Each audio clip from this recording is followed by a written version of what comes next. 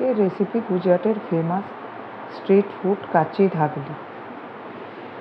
এর জন্য আমায় 2 রকম চাটনি এবং একটা মশলা তৈরি করে নিতে হবে। একটা কড়াই গরম করে তার মধ্যে দিয়ে দিতে হবে 2 চামচ ধনিয়া, 1 চামচ জিরে, হাফ চামচ মৌরি, কয়েকটা গোলমরিচ, কয়েকটা লবঙ্গ, একটা দারচিনি, 2টো ছোটো এলাচ, একটা বড় এলাচ, একটা চক্রি ফুল এবং একটা তেজপাতা। সবগুলো ভালো করে নেড়ে চেড়ে যখন মশলা থেকে সুগন্ধ বেরোবে তখন একটা বাটিতে নিয়ে নিতে হবে ঠান্ডা করার জন্য। এবার একটা গ্রাইন্ডার জারের মধ্যে ওই মশলা নিলাম। মশলার মধ্যে দিয়ে দিলাম স্বাদ মতো লবণ এবং 2 রকম লঙ্কা গুঁড়ো, কাশ্মীরি এবং লাল লঙ্কার গুঁড়ো। সবগুলো ভালো করে গ্রাইন্ড করে একটা বাটিতে আমি নিয়ে নিলাম। এবার একটা জায়গায় আমি আগে তেঁতুল গরম জলে ভিজিয়ে রেখেছিলাম 1 বাটির মতো। এবার একটা কড়াই গরম করে তার মধ্যে দিয়ে দিলাম ওই তেঁতুল গোলা পাল্পটা। এবার ওর মধ্যে দিয়ে দিলাম 2 রকম লঙ্কা গুঁড়ো, স্বাদ মতো লবণ, জিরে গুঁড়ো, ধনিয়া গুঁড়ো এবং ওই গ্রাইন্ডেড মশলা। ভালো করে নেড়ে চেড়ে ওর মধ্যে দিয়ে দিলাম আমি 1 বাটির মতো গুড়। গুড়ের বদলে আপনারা চিনিও ব্যবহার করতে পারেন এবং খেজুরও ব্যবহার করতে পারেন। সামান্য জল দিয়ে এটাকে একটু পাতলা করে নিলাম। তারপর ভালো করে ফুটিয়ে এটাকে সামান্য ঘন করে নিতে হবে, খুব ঘন করতে হবে না। ঠান্ডা হওয়ার পর যতটা আপনারা দেখছেন তার চেয়ে বেশি ঘনত্ব হয়ে যাবে। এইভাবে তৈরি হয়ে গেল একটা মিষ্টি চাটনি।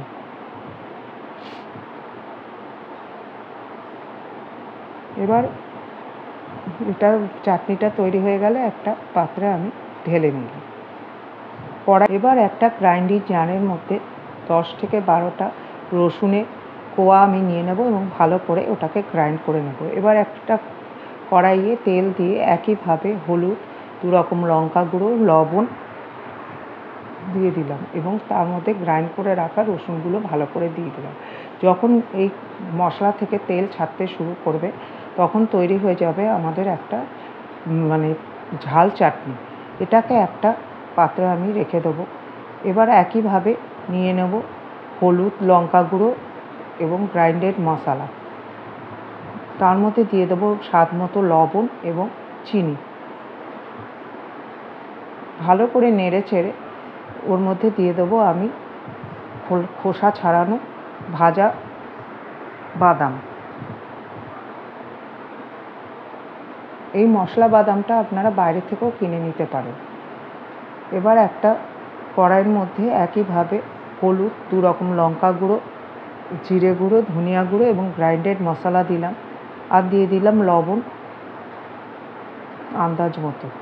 এবার ওটাকে ভালো করে কষিয়ে নিলাম। যখন তেল ছাড়তে শুরু করবে তখন সেদ্ধ আলু স্ম্যাশ করে দিতে হবে আর দিতে হবে ওই মিঠা চাটনিটা।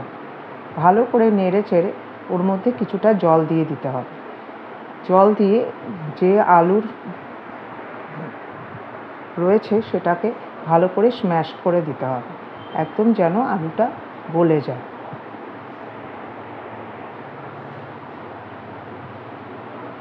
ভালো করে নেড়ে চেড়ে যখন এই মশলা থেকে আবারও তেল বেরোতে শুরু করবে এবং মশলার কালারটা চেঞ্জ হয়ে যাবে তখন এই আলুর মশলাটা একটা প্লেটের মধ্যে ঠান্ডা করার জন্য রাখতে হবে।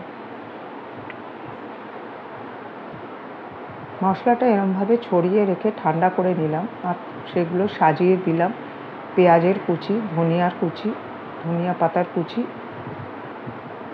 এবং ঝুরি ভাজা এবং কয়েকটা বেদানার দানা দিই।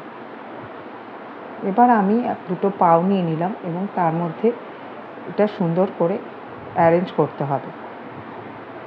প্রথমে পাউটা মাঝখান থেকে চিড়ে তার মধ্যে লাগিয়ে নিতে হবে মিঠা চাটনি, দিয়ে দিতে হবে আলুর মশলাটা, ভালো করে একটু ভরে ভরে দিতে হবে।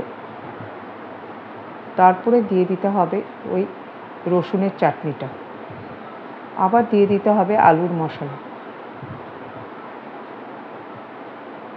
কিছুটা ভেজে রাখা বাদাম, পেঁয়াজ এবং আবার দিয়ে দিতে হবে মশলাটা চারিদিকে এরমভাবে আলুর মশলাটা লাগিয়ে দিতে হবে এবং চারিদিক থেকে এই ঝুরি ভাজাগুলোও লাগিয়ে দিতে হবে। এইভাবে আমি আরেকটা পাউও তৈরি করে নিলাম। প্রসেসটা একটু লম্বা হলেও খেতে অত্যন্ত সুস্বাদু। আপনারা একবার বাড়িতে অবশ্যই বানিয়ে দেখবেন। বানিয়ে ভালো লাগলে আমাকে একটা লাইক, শেয়ার, কমেন্ট অতি অবশ্যই করবেন।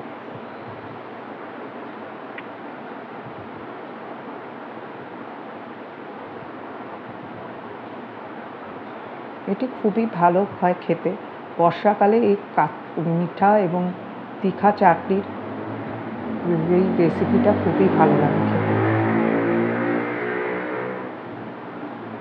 এইবার একটা তাওয়ার মধ্যে আমি কিছুটা বাটার নিয়ে সেটাকে গরম করে নিলাম। যখন বাটারটা গলতে শুরু করবে তখন এই তৈরি করে রাখা পাউগুলো এর মধ্যে দিয়ে দিতে হবে।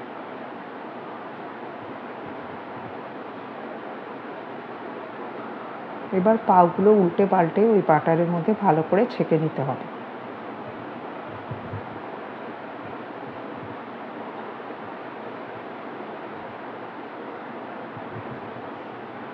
আপনাদের কাছে একটাই রিকোয়েস্ট রইল, এটা একবার অন্তত বানিয়ে বাড়িতে দেখবেন।